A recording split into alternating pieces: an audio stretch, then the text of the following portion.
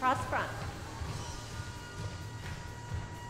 Heel down. Patty Russell has been teaching aerobics at the La Jolla YMCA for 36 years. 1, 2, 3, knee up. When she first started, she'd play music from something millennials probably have never heard of, 45 records. Every song would be one specific exercise or one routine, and then we'd change our 45, put it back into the baggie, and then do another exercise. A lot has changed over the years, and not just in how we play music.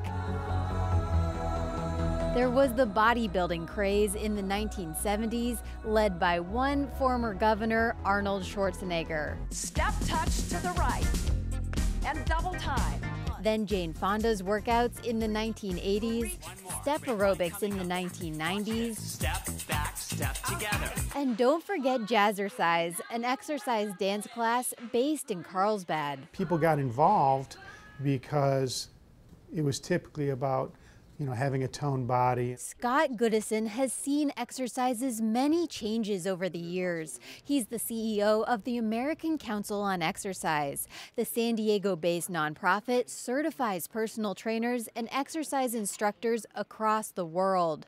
He says today, people just want to live longer. They want to be able to do things when they're 75 with their grandchildren the way that they were able to do things when they were 40 or 50. Fewer people are exercising today than 30 years ago, according to federal government statistics. Back then, about 3/4 of adults did some kind of physical activity in their free time. By 1997, that number had fallen to 60%. Now we're reversing the trend, back to 70% in 2013. Goodison says more people today know they should be exercising. There's a tremendous amount of awareness today. But the studies show the obesity rate is continuing to increase. More than 68% of adults were overweight or obese last year, up from around 50% in 1985. Goodison says his organization is working to fix this strange dichotomy. More people know they should exercise, yet still are gaining weight. It's not an easy solution. It's not an overnight fix. It's a lifestyle change. Unfortunately, we as Americans want instant gratification. We're accustomed to that.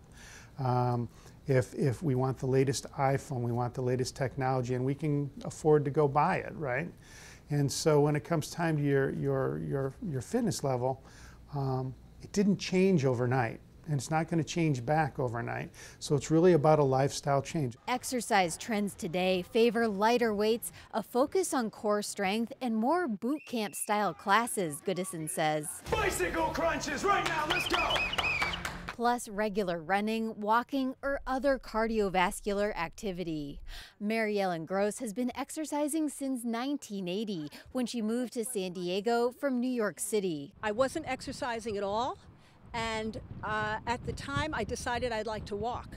And I started to walk and run, and then very quickly, I started running. She ran the America's Finest City Half Marathon in 1984, and at 71 years old is still running. She says exercise is more inclusive today. You have a lot of families, you see a lot of strollers, moms and dads running with strollers.